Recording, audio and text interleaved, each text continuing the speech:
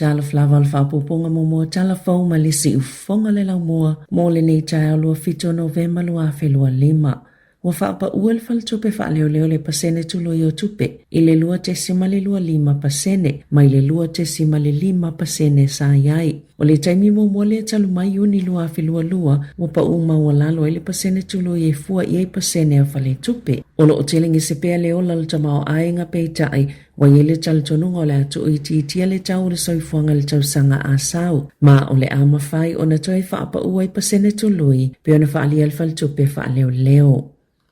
E te le tupe whaasau mai wholofolanga le national e si i le sauwhanga le Kiwi Saver peitai o le lapata inga lau whaito wha o le aono a tili o na wawa mamao ma tangata i pito la i te sauwhanga e au fiei tangata i mau la lalo tupe maua whaapea i ma Pasifika na whaasilsila le palemia Christopher Luxon i le aso sa e whaapea o le fuafuanga i a mawhaiona o atu i le tausanga i lua whetolulua o si itia le tu uwhaata singo le sauwhanga le Kiwi Saver i le sefululua pasene e ono pasene mo fale whainga luenga ma le ono pasene ale tangata whainga luenga na Sāmoa Luxon e whaopo po i tupe teu mō taimi e malolo ai ai whaititi ai fo i le whaalangolango New Zealand e inivesi mai whafo o whaamomonga le Retirement Commission o tā wai o tangata whainga luenga Pasifika e pito maola lalo sauwhanga le Kiwi Saver peto sama le luafe le fuawha o ngā tutonu le tausanga ai peto sama le whāto luafe tā la tupe maua tangata ia ma le tolu tesima le 5% le sauwhanga i le Kiwi Saver.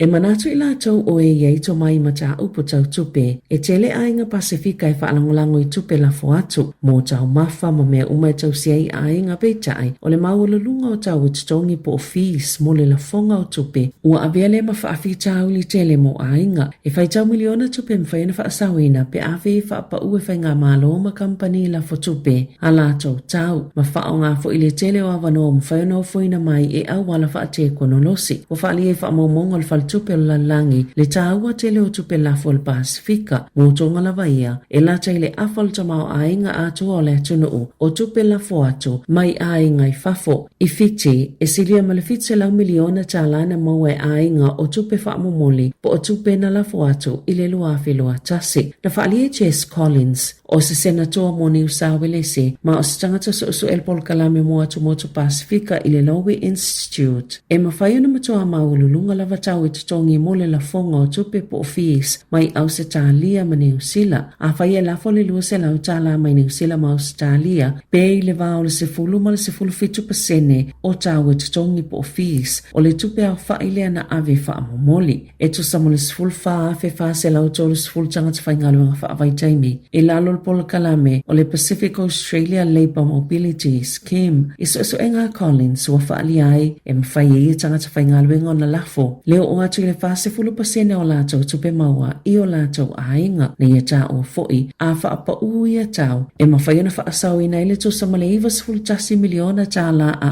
ainga i le tau sanga sa whaatalo ina le whalau tu selfono te ita el Pasifika Baron Waka le whaalilei o awala o tupe whaamoli sana saunuanga i le fono whaalu tau sanga le whalu tupe lalangi ma le IMF i Washington.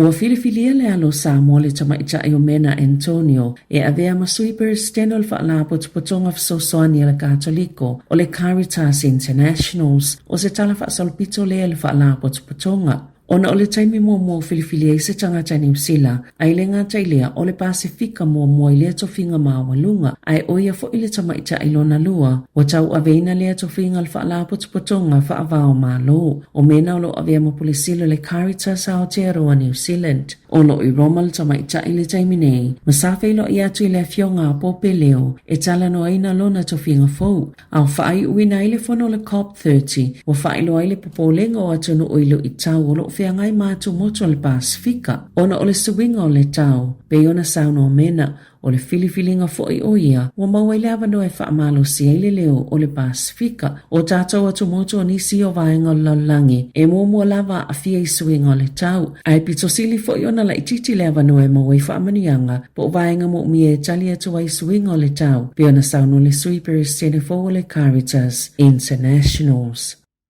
Sa whaalia ni whautuanga whauina whaalauloa whalau tele, le lapata ina Yesu o ofisa o le whainga malo i lo lātou tuli lo leo benefitia tupulanga se fuluvalo, ma le se fuluiva tau sanga le mātutua, ma sa whautua atu iai o le angaio inga e ono whaapopo i tūlanga la matia o le whaalangolango le benefitia maua i se taimi umi, na whaalia fo ele MSD po le matanga alwengo le atina e ngawanga fiso o tai, o le pāpui puia po le whaamamafa o aia inga, i anga wa ai mawaia benefitia. E atili whaalotu tele e teine talavou i maitanga, ma whaawa wai fo ina whaalangolango tupulanga e afia mai sawanga, i o lātou mātua i e whaatinoina sawanga, i se pepa o whaamatalanga na whaalia ele minister. Mo le atina e ngawanga fisotai Louise Abston, le tāua le tuusa o ato ia whautuanga peitai, e le i oe i o na vaenga uma, e manino lava le whaanaunango la lātou whainga malo, ina ia o tupulanga i whainga luenga peo fo ia o onga, e tatau lava ona mua lango pe fisosoani i ai o lātou mātua e amatatu ia NOV malua whelua ono o le angava ai i lātou e ta i se fulu valu ma le sefulu iwa tausanga i le benefiti o le job seeker pe awhai e lalo i fo le ono sefulu limafe lima se laulua iwa tupe maua o lātou mātua pe mawhaifo iona lātou tu inatu se wha mauninga e le mawhaiona o lātou whaalangolango i o lātou mātua mo se fisosoani tau tupe. E to oluani ta maita i New Zealand ua mōlia lo la aveina nu whala au whaasaino le methamphetamine me le pone. E to salia ma le tolu 1 kilo kalama le mamafa. E ta ilua sifululua tau sango ia ta maita i. Na tau nuul malai waalele me le pone. E se malanga mai Malaysia pe ona whaalia leo Australia. Na mau o mai le meth i tutonu o la atopa au. Ma tau fia umai ila ue leo. I le malai waalele. Na ta ue leo i silia ma le tolu sifulu miliona ta la Australia. Po le tolu fitu tesi ma le 4 miliona ta la New Zealand e mawai pe ana sao i tua ma whaatau watu ia fuala au whaasaina.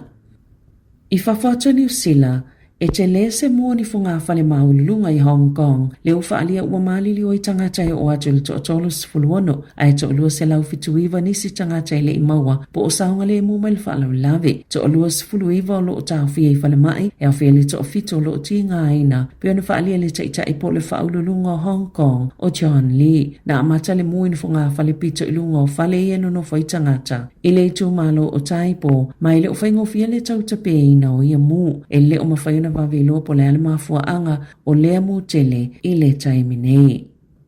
Wa whaatulanga sao e pope leo se fulumalwha, se whaale e tonu se tula fono i le Vatikano, o se whaafita auli na tula i maina ua filifili e pope falani sisi, le ulua i tamaita i e whaaululu i eile pule ngolo fisa po le stete o le ayo le Vatikano. Na toi te uli tula fono o le lua whelua tolu, e ave e se le whaupunga e whaapea, o le perestene o le ofisa o le stete o le ayo le Vatikano, e te tau ona tofia i aise li kātinale, o le asuinga na whaiena ua filifili e pope falani sisi, i le masino Februari, le fiaunga Sister Raffaella Petrini, 5 tausanga e avea ma perestene, peita ina vaviona ieni whaafitau li le filfilinga, whaapea ma le tola fono, o na sale i wala au liaina Sister Petrini e fola sia le lipote, i le tolanga le tomau ainga o le aio le Vatikano, taluai o se fono na o kātinale, i le swinga le tola fono le asfarai le taluai, na sauno ai pope leo, Elena o le tasi le taimi, o le awhai e se filfilinga whaapea, o le ainga ma le pulenga o le aio le Vatikano. O se au nanga ma se tiu te tau ave e te tau na ngā lulu e whaatasi le whaatumtumunga o le e kālesia.